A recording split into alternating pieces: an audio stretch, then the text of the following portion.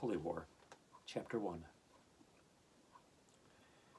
In my travels, as I walked through many regions and countries, it was my chance to happen into that famous continent of universe.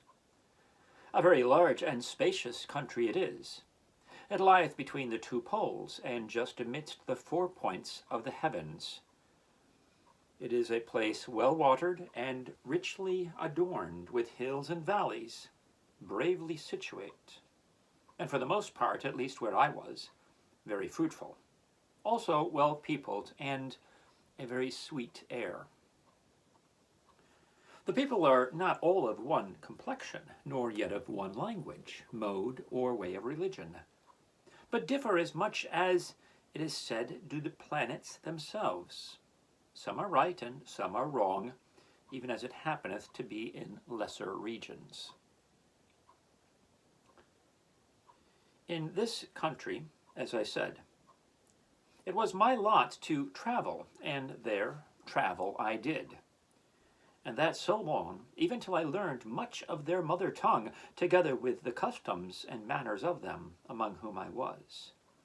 And to speak truth, I was much delighted to see and hear many things, which I saw and heard among them. Yea, I had, to be sure, even lived and died a native among them. So was I taken with them and their doings, had not my master sent for me home to his house, there to do business for him, and to oversee business done. Now there is in this gallant country of universe a fair and delicate town, a corporation called Mansoul. A town for its building so curious, for its situation so commodious, for its privileges so advantageous. I mean, with reference to its original, that I may say of it, as was said before of the continent in which it is placed, there is not its equal under the whole heaven. As to the situation of this town, it lieth just between the two worlds, and the first founder and builder of it, so far as by the best and most authentic records I can gather, was one Shaddai, and he built it for his own delight. He made it the mirror and glory of all that he made, even the top piece, beyond anything else that he did in that country. Yea, so goodly a town was Mansoul that when first built, that, it is said by some, the gods at the setting up thereof came down to see it, and sang for joy. And as he made it goodly to behold, so also mighty to have dominion over all the country round about. Yea, all was commanded to acknowledge Mansoul for their metropolitan. All was enjoined to do homage to it. Aye, the town itself had positive commission and power from her king to demand service of all, and also to subdue any that any ways denied to do it. There was reared up in the midst of this town a most famous and stately palace. For strength it might be called a castle, for pleasantness a paradise, for largeness a place so copious as to contain all the world. This palace the king Shaddai intended but for himself alone, and not another with him, partly because of his own delights, and partly because he would not that the terror of strangers should be upon the town. This place Shaddai made also a garrison of, but committed the keeping of it only to the men of the town. The wall of the town was well built. Yea, so fast and firm was it knit and compact together, that had it not been for the townsmen themselves, they could not have been shaken or broken forever. For here lay the excellent wisdom of him that built Mansoul, that the walls could never be broken down nor hurt by the most mighty adverse potentate, unless the townsmen gave consent thereto. This famous town of Mansoul had 5 gates, in at which to come, out at which to go, and these were made likewise answerable to the walls, to wit, impregnable, and such as could never be opened nor forced, but by the will and leave of those within. The names of the gates were these: Ear Gate, Eye Gate, Mouth Gate, Nose Gate, and Feel Gate. Other things there were that belonged to the town of Mansoul, which, if you adjoin to these, will yet give further demonstration to all of the glory and strength of the place. It had always a sufficiency of provision within its walls. It had the best, most wholesome and excellent law that then was extant in the world. There was not a rascal, rogue, or traitorous person then within its walls. They were all true men, and fast joined together. And this, you know, is a great matter. And to all these it was always, so long as it had the goodness to keep true to Shaddai the king, his countenance, his protection, and it was his delight. Well, upon a time there was one Diabolus, a mighty giant, made an assault upon this famous town of Mansoul to take it and make it his own habitation. This giant was king of the blacks, and a most raving prince he was. We will, if you please, first discourse of the original of this Diabolus, and then of his taking of this famous town of Mansoul. This Diabolus is indeed a great and mighty prince, and yet both poor and beggarly. As to his original, he was at first one of the servants of King Shaddai, made and taken and put by him into most high and mighty place, yea, was put into such principalities as belonged to the best of his territories and dominions. This Diabolus was made son of the morning, and a brave place he had of it. It brought him much glory, and gave him much brightness, an income that might have contented his Luciferian heart, had it not been insatiable and enlarged as hell itself. Well, he, seeing himself thus exalted to greatness and honor, and raging in his mind for higher state and degree, what doth he but begins to think with himself how he might be set up as Lord over all, and have the sole power under Shaddai. Now that did the king reserve for his son, yea, and had already bestowed it upon him. Wherefore he first consults with himself what had best to be done, and then breaks his mind to some other of his companions, to the which they also agreed. So in fine, they came to this issue, that they should make an attempt upon the king's son to destroy him, that the inheritance might be theirs. Well, to be short, the treason, as I said, was concluded. The time appointed, the word given, the rebels rendezvoused, and the assault attempted. Now the king and his son, being all and always I, could not but discern all passages in his dominions, and he, having always love for his son as for himself, could not at what he saw but be greatly provoked and offended. Wherefore, what does he but take them in the very nick, and first trip that they made towards their design convicts them of the treason, horrid rebellion, and conspiracy that they had devised, and now attempted to put into practice, and cast them altogether out of all place of trust, benefit, honor, and preferment. This done, he banishes them the court, turns them down into the horrible pits, as fast bound in chains, never more to expect the least favor from his hands, but to abide the judgment that he had appointed, and that forever.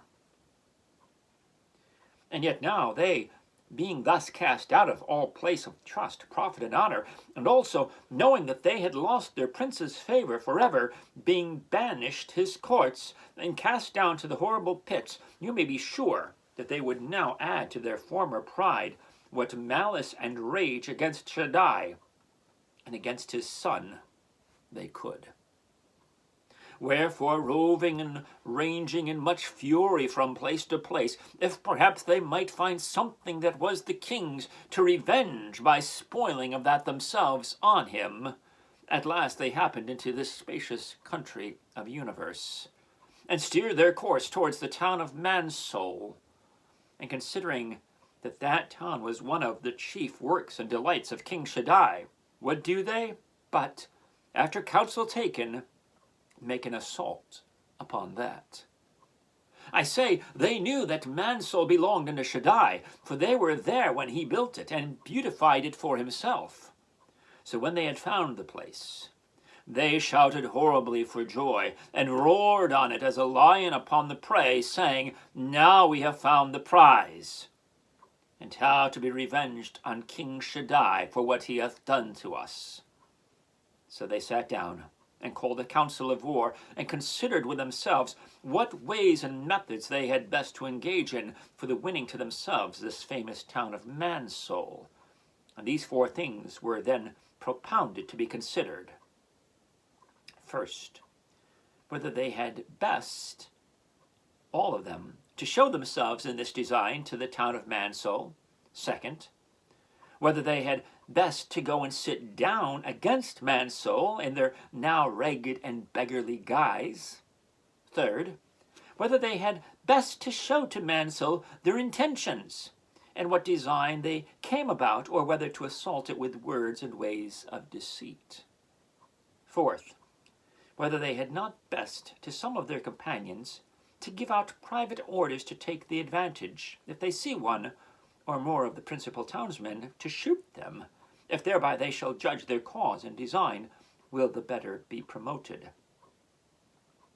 First, it was answered to the first of these proposals in the negative, to wit, that it would not be best that all should show themselves before the town, because the appearance of many of them might alarm and fright the town, whereas a few, or but one of them, was not so likely to do it.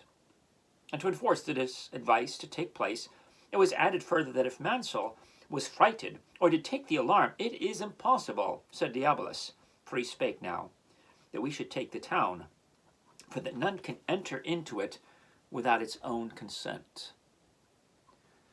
Let therefore but few, or but one, assault Mansoul.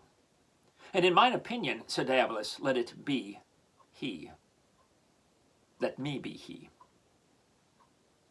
Wherefore to this they all agreed, and then to the second proposal they came, namely, second, whether they had best to go and sit down before Mansoul in their now ragged and beggarly guise. To which it was answered also in the negative, by no means, and that because, though the town of Mansoul had been made to know and to have to do before now with things that are invisible, they did never as yet see any of their fellow creatures in so sad and rascal condition as they. And this was the advice of that fierce Alecto. Then said Apollyon, the advice is pertinent, for even one of us appearing to them as we are now must needs both beget and multiply such thoughts in them as will both put them into a consternation of spirit and necessitate them to put themselves upon their guard. And if so, said he, then, as my lord Alecto said but now, it is in vain for us to think of taking the town. Then said that mighty giant Beelzebub, the advice that already is given is safe. For though the men of Mansoul have seen such things as we once were, yet hitherto they did never behold such things as we are now. And it is best, in mine opinion, to come upon them in such a guise as is common to them and most familiar among them. To this, when they had consented, the next thing to be considered was, in what shape, hue, or guise Diabolus had best to show himself, when he went about to make Mansoul his own. Then one said one thing, and another the contrary. At last Lucifer answered that in his opinion it was best that his lordship should assume the body of some of those creatures that they of the town had dominion over. For, quoth he, these are not only familiar to them, but being under them, they will never imagine that an attempt should be made upon the town. And to blind all, let him assume the body of one of these beasts, that Mansoul deems to be wiser than any of the rest.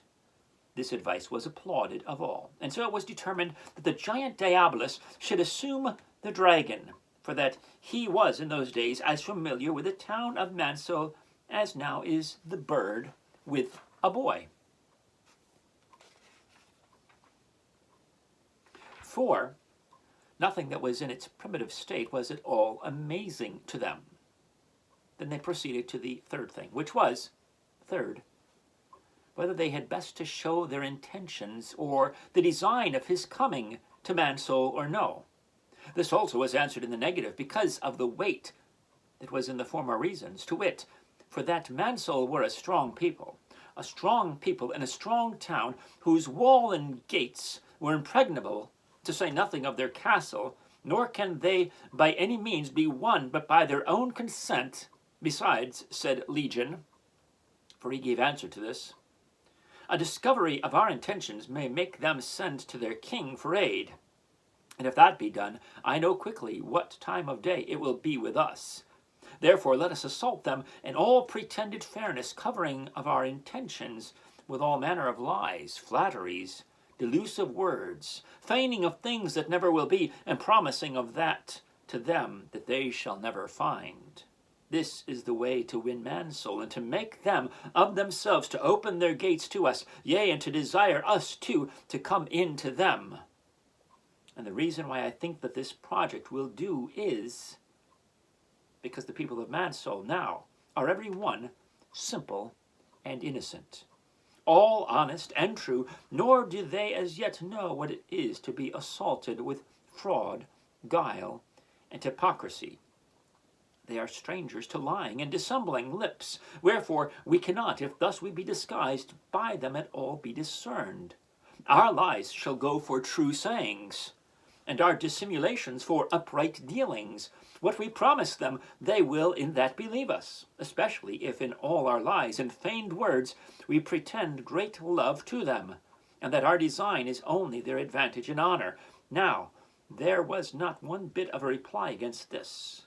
This went as current down as doth the water down a steep descent, wherefore they go to consider the last proposal, which was, fourth, whether they had not best to give out orders to some of their company to shoot some one or more of the principal of the townsmen, if they judge that their cause may be promoted thereby. This was carried in the affirmative, and the man that was designed by this stratagem to be destroyed was one Mr. Resistance, otherwise called Captain Resistance. And a great man in Mansoul this Captain Resistance was, and a man that the giant Diabolus and his band more feared than they feared the whole town of Mansoul besides. Now who should be the actor to do the murder? That was the next, and they appointed one Tisiphone, a fury of the lake, to do it. Thus having ended their council of war, rose up, and essayed to do as they had determined. They marched towards Mansoul, but all in a manner invisible, save one, only one. Nor did he approach the town in his own likeness, but under the shape and in the body of the dragon. So they drew up and sat down before Eargate, for that was the place of hearing for all without the town, as Igate was the place of prospection. So, as I said, he came up with his train to the gate, and laid his ambuscado for Captain Resistance within bowshot of the town. This done, the giant ascended up close to the gate, and called to the town of Mansoul for audience. Nor took he any with him, but one All Pause, who was his orator in all difficult matters.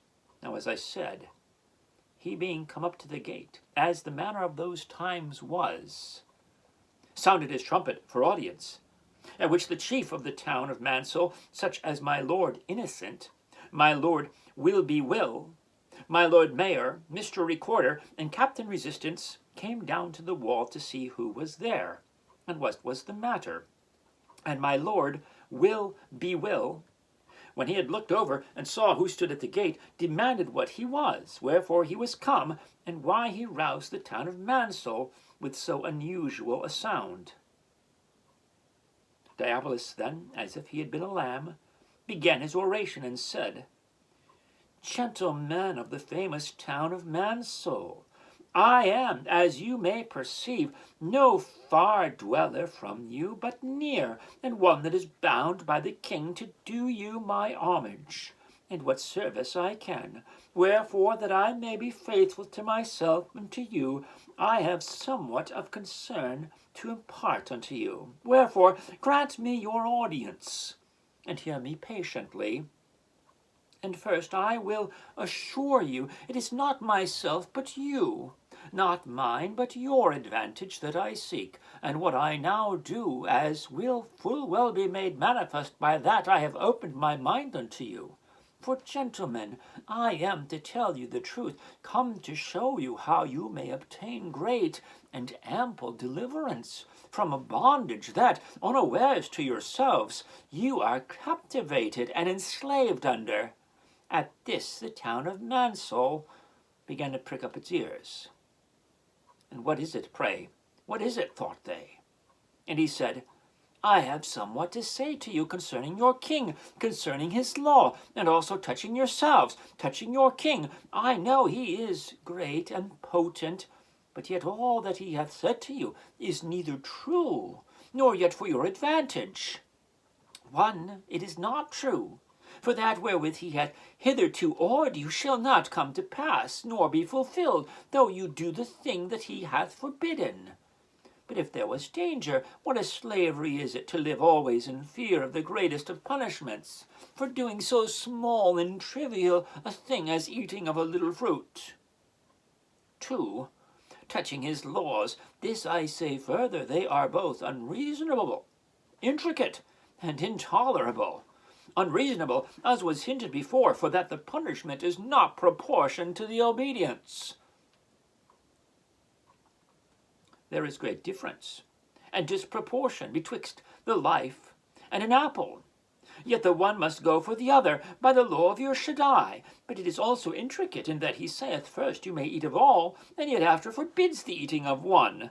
And then in the last place it must needs be intolerable, forasmuch as that fruit which you are forbidden to eat of, if you are forbidden any, is that and that alone which is able by your eating to minister to you a good as yet unknown to you. This is manifest by the very name of the tree. It is called the tree of knowledge of good and evil. And have you that knowledge as yet? No, no, nor can you conceive how good, how pleasant, and how much to be desired to make one wise it is, so long as you stand by your king's commandments. Why should you be holden in ignorance and blindness? Why should you not be enlarged in knowledge and understanding? And now, ye inhabitants of the famous town of Mansol, to speak more particularly to yourselves, you are not a free people. You are kept both in bondage and slavery, and that by a grievous threat, no reason being annexed. But so I will have it, so it shall be.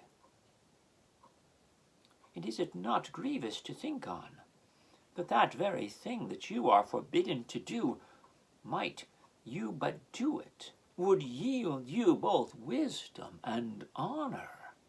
And then your eyes will be opened, and you shall be as gods. Now, since this is thus, quoth he, can you be kept by any prince in more slavery and in greater bondage than you are under this day? You are made underlings and are wrapped up in inconveniencies, as well as I have well made appear. For what bondage greater than to be kept in blindness? Will not reason tell you that it is better to have eyes than to be without them, and so to be at liberty, to be better than to be shut up in a dark and stinking cave? And just now, while Diabolus was speaking these words to Mansol, Tisiphone shot at Captain Resistance, where he stood at the gate, and mortally wounded him in the head, so that he, to the amazement of the townsmen and the encouragement of Diabolus, fell down dead quite over the wall. Now when Captain Resistance was dead, and he was the only man of war in the town, poor Mansol was wholly left naked of courage, nor had she now any heart to resist. But this was as the devil would have it. Then stood forth that he, Mr. Ill Pause, that Diabolus brought with him, who was his orator. And he addressed himself to speak to the town of Mansol, the tenor of whose speech here follows. Gentlemen, quoth he, It is my master's happiness that he has this day a quiet and teachable auditory, and it is hoped by us that we shall prevail with you not to cast off good advice. My master has a very great love for you, and although, as he very well knows, that he runs the hazard of the anger of King Shaddai, yet love to you will make him do more than that. Nor doth there need that a word more should be spoken to confirm for truth what he hath said. There is not a word but carries with it self-evidence in its bowels. The very name of the tree may put an end to all controversy in this matter. I therefore at this time shall only add this advice to you. Under and by the leave of my lord, and with that he made Diabolus a very low bow, consider his words. Look on the tree and the promising fruit thereof. Remember also that yet you know but little, and that this is the way to know more. And if your reasons be not conquered to accept of such good counsel, you are not the men that I took you to be. But when the townsfolk saw that the tree was good for food, and that it was pleasant to the eye, and a tree to be desired to make one wise, they did as old Ill-Pause advised. They took, and did eat thereof. Now this I should have told you before, that even then, when this Ill-Pause was making of his speech to the townsmen, my lord Innocency, whether by a shot from the camp of the giant, or from some sinking qualm that suddenly took him, or whether by that stinking breath of that treacherous villain, old Ill-Pause, for so I am most apt to think, sunk down in the place where he stood, nor could he be brought to life again. Thus these two brave men died. Brave men I call them, for they were the beauty and glory of Mansell, so long as they lived therein, nor did there now remain any more a noble spirit in Mansell. They all fell down, and yielded obedience to Diabolus, and became his slaves and vassals, as you shall hear. Now these being dead, what do the rest of the townsfolk? But as men that had found a fool's paradise, they presently, as afore was hinted, fall to prove the truth of the giant's words. And first they did as Ill-Pause had taught them. They looked, they considered. They were taken with the forbidden fruit. They took thereof and did eat. And having eaten, they became immediately drunken therewith. So they opened the gate, both ear gate and eye gate, and let in Diabolus with all his bands, quite forgetting their good Shaddai, his law, and the judgment that he had annexed with solemn threatening to the breach thereof.